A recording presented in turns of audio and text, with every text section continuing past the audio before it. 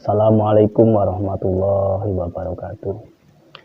Bismillah, alhamdulillah, wa la ilaha illallah, wallahu akbar, la hawla wa la quwata illa billahil aliyyil azim. Assalatu wassalamu ala asrofil anbiya'i wal mursalin wa ala alihi wa ashabi ajma'in, amma ba'du. Teman-teman, kita berjumpa lagi dengan Lentera Java, masih dalam kajian yang sama, praktek membaca kitab Kuning Safinah. Ya, kali ini kita sudah sampai pada halaman 47 yang akan menjelaskan tentang faslun atau bab nguzurnya sholat ataupun halangannya sholat. Oke, kita mulai saja. Bismillahirrahmanirrahim. Hadiah Fatihah Syekh Nawawi Al-Bantani lahul Fatihah. A'udzubillahi minasyaitonirrajim. Bismillahirrahmanirrahim. Alhamdulillahirabbil alamin arrahmanirrahim maliki yaumiddin iyyaka na'budu wa iyyaka nasta'in ihdinas siratal mustaqim siratal ladzina an'amta 'alaihim ghairil maghdubi 'alaihim waladdallin amin.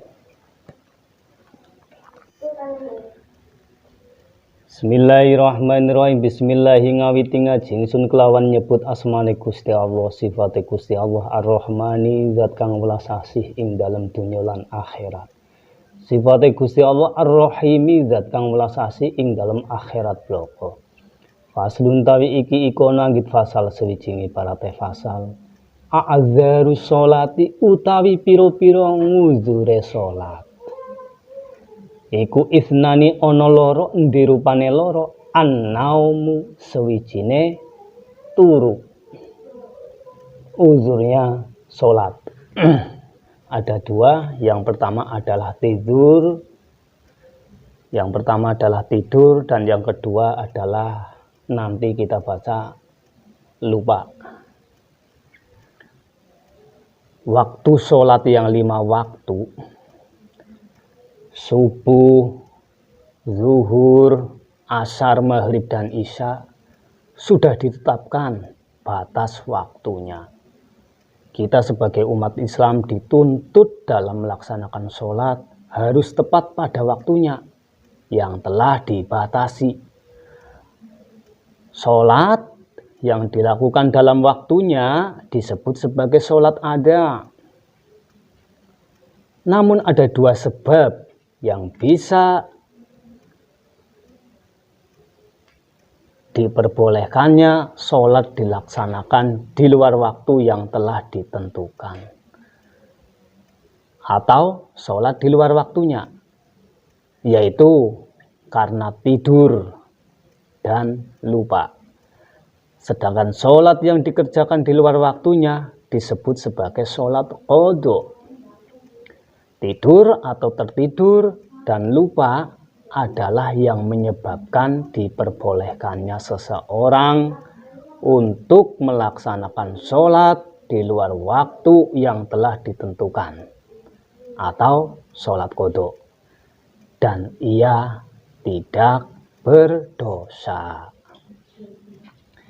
Kita bahas yang pertama, tidur atau tertidur. Artinya tidur yang tidak sembarangan dan yang betul-betul lena, terlena, dan nyenyak, pulas, sehingga seseorang tidak dapat bangun tetap pada waktu sholat. Maka diperbolehkan sholat di luar waktunya. Jika seseorang bangun dari tidurnya pada waktu yang mencukupkan atau memadai untuk melaksanakan wudhu dan sholat, maka ia diwajibkan untuk sesegera mungkin melaksanakannya agar tidak keluar waktu. Tapi jika seseorang bangun dari tidurnya pada waktu yang hanya cukup untuk berwudu saja dan tidak bisa mencakup untuk sekalian melaksanakan sholat, maka ia tidak diwajibkan melakukannya secara terburu-buru dan tidak wajib mensegerakan melaksanakan sholat qodho.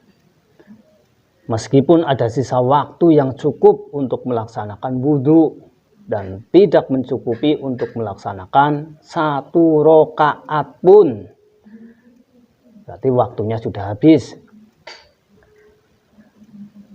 Etika orang yang hendak melaksanakan sholat qodho, hendaknya seseorang mendahulukan sholat qodhonya dan kemudian baru melaksanakan sholat adanya.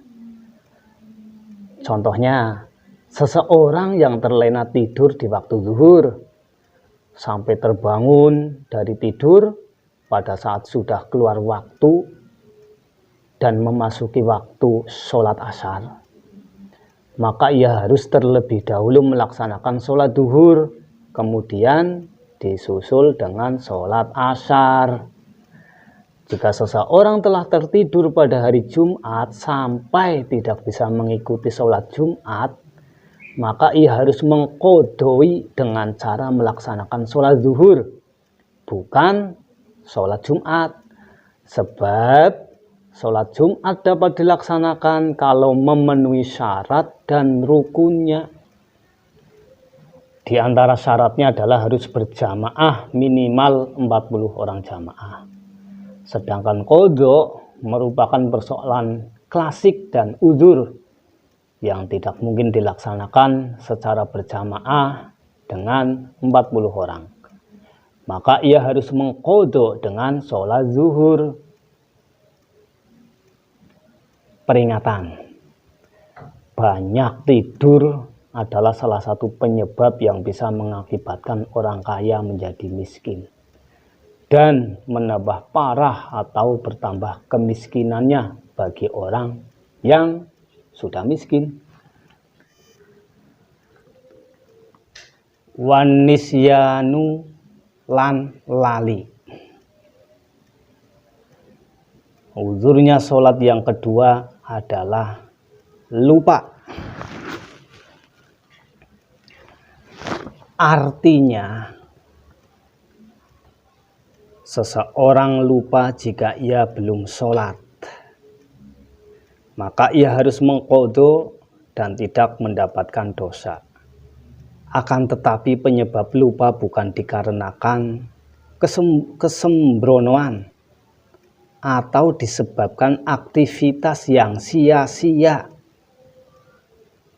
seperti bermain, atau tidak disebabkan mengerjakan maksiat.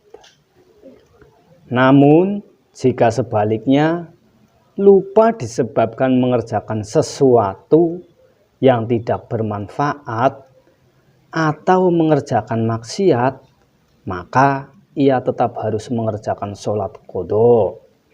Tapi, ia mendapatkan dosa, sebab lupa meninggalkan sholat lantaran mengerjakan maksiat atau yang tidak bermanfaat. Berkaitan dengan hadis yang menjelaskan lupa sebagai penyebab meninggalkannya sholat sudah disebutkan di atas dalam pembahasan tidur atau tertidur sebagai salah satu penyebab meninggalkan sholat. Catatan, ini penting ini. Sholat qodho bagaikan hutang yang harus dibayar oleh siapapun yang meninggalkan sholat pada waktu yang ditentukan. Oke, demikian tadi penjelasan tentang bab a'adzarus sholati atau uzurnya sholat. Semoga bermanfaat. Salam satu jiwa, salam Lentera Java. Ihdinas syiratal mustaqim. Wassalamualaikum warahmatullahi wabarakatuh.